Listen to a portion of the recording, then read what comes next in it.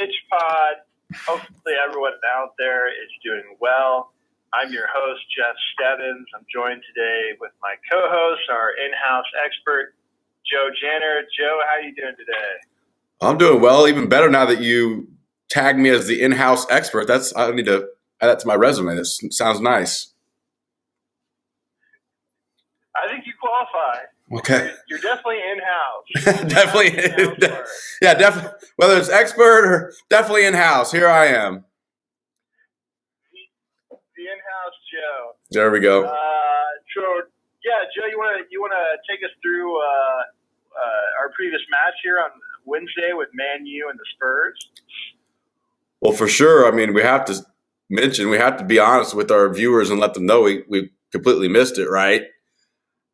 I thought Spurs would win 2-1. I thought for sure they had a goal in them. I remember going one for sure and saying the second was going to come from something else and some out of nowhere, whatever.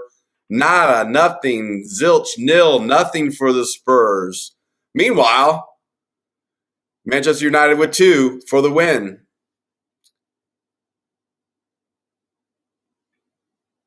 Yeah, exactly. I predicted a 1-1 draw for that match, and like you said, Man U all the way.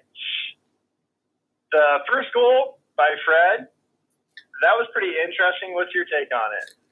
Well, maybe that was the from out of nowhere type of goal that I'd foreseen in a sense. Didn't necessarily come from Spurs, and I'm harsh on the guy. I mean, it may not be my first selection. I don't know, again, what he does in training or where he is within the depth chart, but I know he features a lot more than I think most even would feel like it would be necessary. But, I mean, then he has these moments here where, again, out of nowhere, puts himself in a scoring position and pulls the trigger, shoots and scores. So early in that first half, that sets the tone. I mean, when you come out, score early in that second half, that's something else. That completely changed whatever Spurs were set up to do or whatever they had talked about at the half and wanted to make happen. When you let the opposition score that early on into that second half, you're going, well, wait a minute, now what?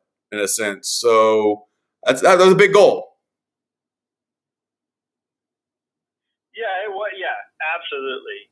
A goal's a goal.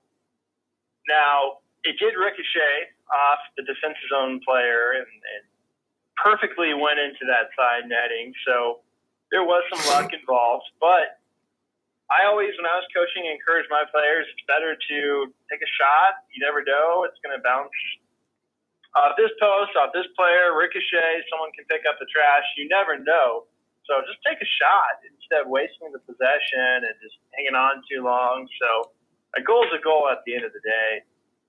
And I thought the Spurs goalkeeper, I thought he did pretty outstanding. I know it was a 2-0 match, but man, the quality of the saves that he was getting all game, I feel like the score easily could have been 4-0, really, if he was having an average day. Oh, that's the thing with him. He doesn't have too many just average days. He does perform at the highest level pretty consistently, and I think he's very reliable for that team. And yeah, but like you said, it could have been more than 2. Yeah. The Spurs did have a couple opportunities as well. You know, not nearly as many shots on goal, but Kane was in the mix for a couple of them. Did you think he would put one away at some point? Well, I always have Kane on the score sheet as a prediction and or figure that's going to be part of the result. And I think that's the way the Spurs are set up too. A little bit, I wouldn't say over-dependent on it, but that's kind of their game. More so set up to counter, find Kane in dangerous positions when he's there and he's in the box. He does have a tendency to finish, and that's his role, and that's what he does.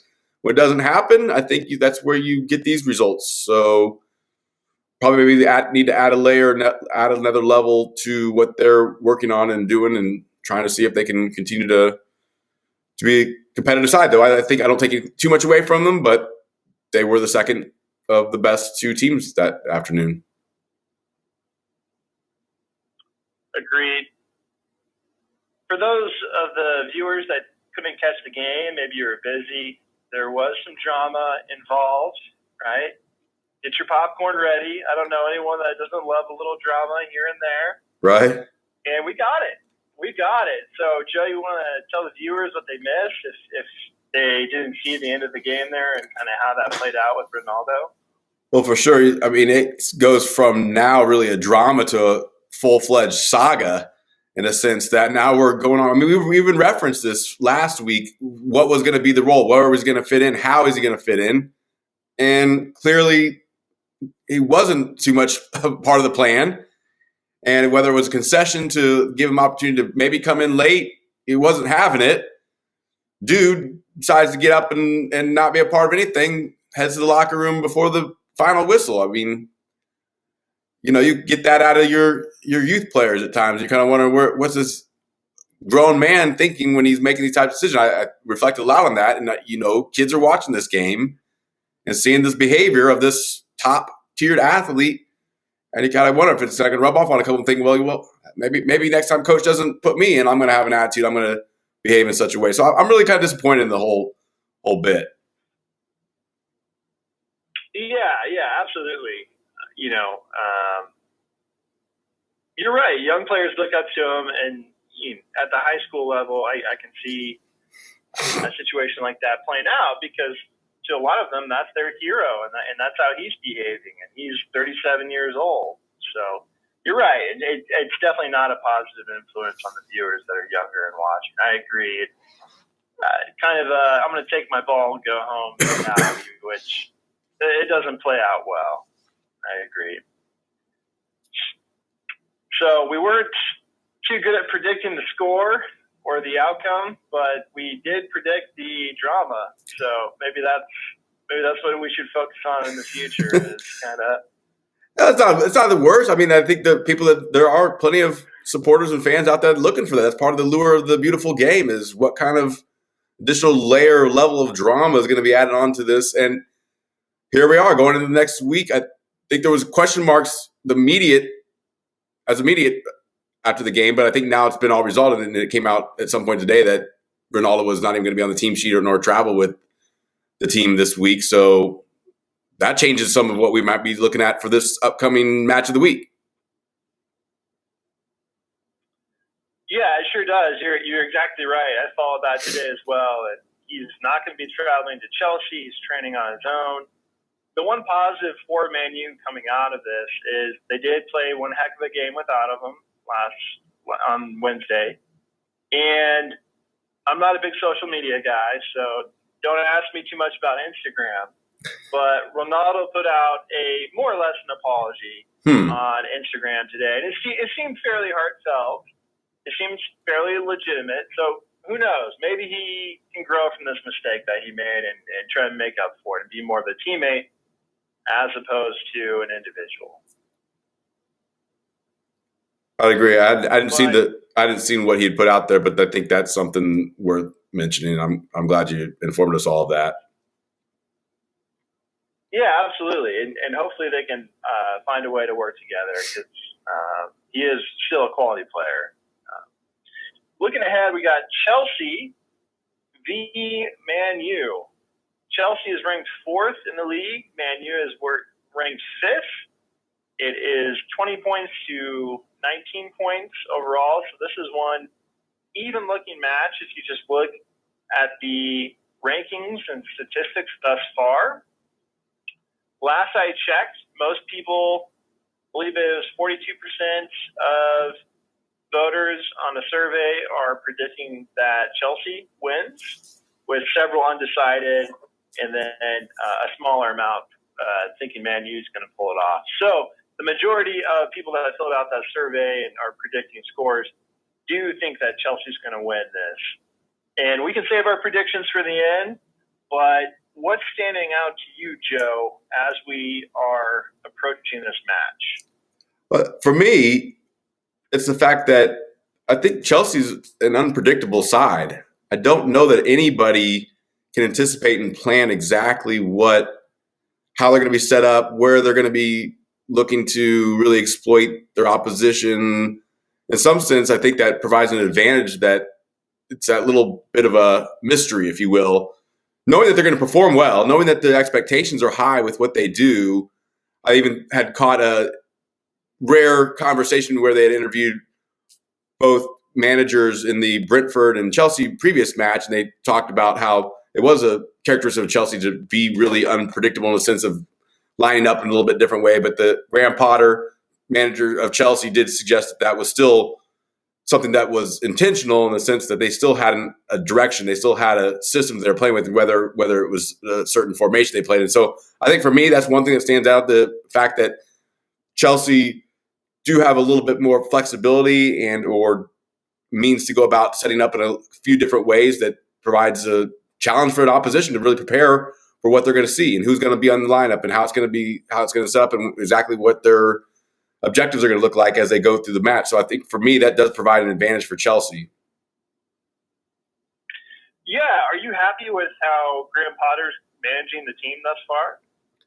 Well, I think so. I mean, it was almost a seamless transition in a sense. So on that merit, I think that he's done well to make this happen. I mean, I've got to imagine not having heard too much from him after the last match is probably disappointing. You would figure Chelsea would, as a better side, should have probably won, not getting too far into the performance and everything.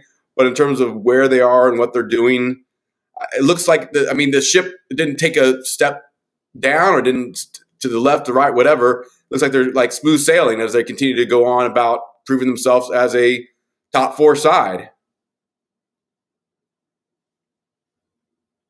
Yeah, Chelsea's having a solid season. Absolutely, I agree, and Potter's doing well. They've been plagued with some injuries. Their midfielder from France, Kate, he's really had trouble with a hamstring, just ongoing.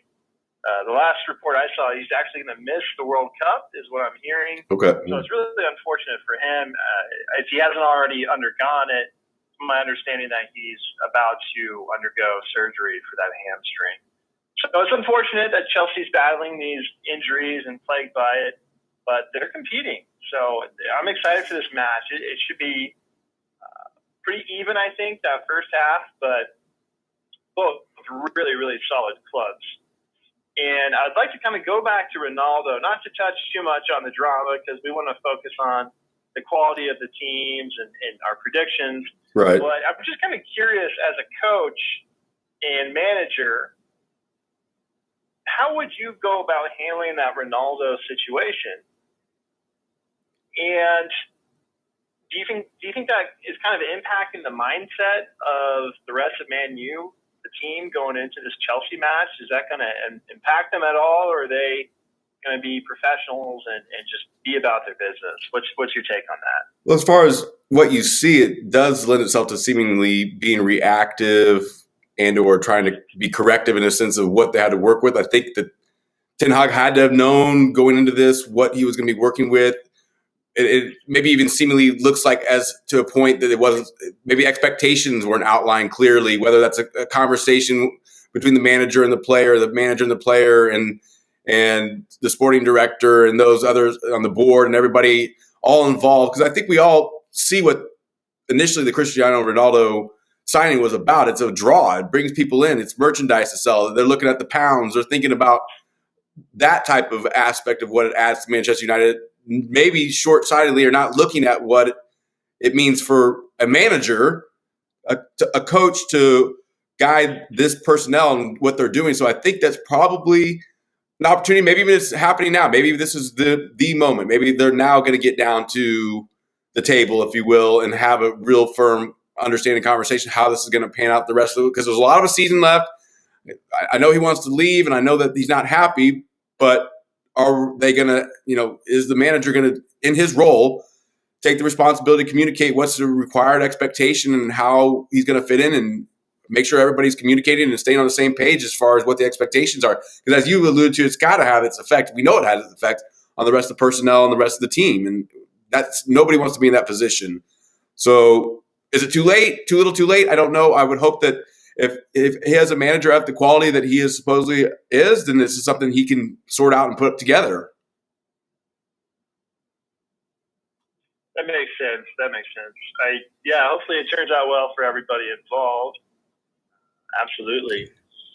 Yeah. And I agree.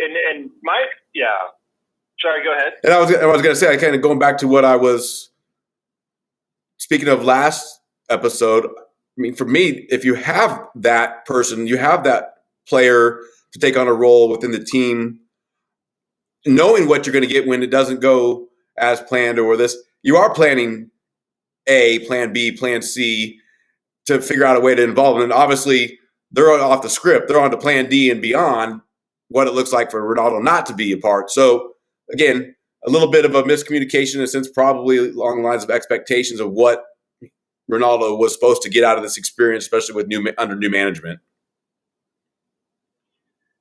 Yeah, there could be the problem right there. It's just there is miscommunication on his role for the team, on expectations, and that could be it right there. And in his defense, it would be tough going from being the star of the league, the guy, right, to subbing in occasionally and not getting the minutes that you're used to. So that is a tough transition, and maybe he's not ready for that. Maybe he feels he's still the guy and can put the ball in the back of the net. But thus far, even with limited minutes, taking that into account, he hasn't overly impressed me with his performances this season. And how Man U performed last game, I'm thinking to myself, hey, do they need this guy? Right? Obviously, he's talented. Obviously, he's selling tickets. But I was really, really impressed with Man U in their last match and how aggressive they were, the shots on target. And I don't think we've seen that for a while out of them, not to that degree. So that's kind of where I'm at with that. And I think that's definitely a side worth listening to and feeling out. And I think sometime, so it will be interesting. We know he's not a part of the plans for this upcoming match. We know you talked about it, him training on his own. You know they're working towards a resolve. It will be interesting to see how quickly they get there. So everybody, I think probably for all parties involved, it's best that they at some point get to resolve. Maybe is it before the international break from World Cup, or is it by coming back that time away? They'll have more time to sort those out. But I think you said it. I think I'd have to agree in a sense that they're getting it done without. So then you wonder why the forced issue of making it work with him. It's be interesting. I think it could be an ongoing debate, and I think some time will tell. Yeah, exactly. I think we're going to have to wait and see how this situation plays out. Absolutely. Anything else we should add before we get to the predictions part? No, I think, again, it's going to have, again, they have the midday fixtures, so they played already once a week in league, and then here they are back on Saturday playing. So that's maybe the only thing. I think across the league, aside from a couple other results, most of the scoring was lower or less than maybe what we would normally see. So I don't know if that will continue into this Saturday, but that's kind of like also in the back of my mind as far as when I make my prediction, thinking there possibly will be less goals than in other times. That's a good point. It's a quick turnaround for everyone. Absolutely. But as a viewer, I love it. The more we can get, the better. That's kind of my stance, right? You got it. So I'll go ahead. I'll go first this week. I'll break the tradition of kind of forcing your hand, making you go first. Okay. I'll step up to the plate. I'll take a shot here. So my prediction, which I am writing down, right, is I'm going to go 0-1, and I'm going to give the nod because I was so impressed with their performance on Wednesday. I'm going to give the nod to Man U. I think Man U is going to take this home. I know it's an away game for Man U. I know there's drama around their star player and this and that with Ronaldo, but I think they're going to come into this with some momentum. So I'm going to go 0-1 and give them the nod to Man U. I think they're going to take this one. Okay, so I don't know if you had considered what I suggested with the low scoring, so just the one goal in the game, and I can see I'm going to always probably give Manchester United opportunity to score. They're going to put away at least one in this one as well. I'm going to give them the fact that I think they will score one, but I do see Chelsea at home putting on a stellar performance, and I think we're looking at two. from Chelsea. So I'm putting, write this down. The prediction for myself is that it's a Chelsea win 2-1 on Saturday. 2-1 Chelsea. Mm-hmm. I am making note of that prediction and writing that down. 2-1 Chelsea. From the in-house expert. Yes. Well, all I know is this. We're going to have a great game ahead on Saturday at Chelsea. Two top teams of the Premier League that are just really hitting their stride. So I'm super excited about it. I can't wait to sit down and watch this match. Same here. I think it's going to be par for the course in terms of entertainment and all that we could be excited about as far as a sporting competition, and looking forward to it myself. Yeah. So thank you, everybody, for joining us for another episode of the Pitch Pod. We can't wait to put out some new material for you next week. Please like, subscribe, and we'll see you next time. As always, keep pitching out there. In a game, the round ball, round posts, anything can happen.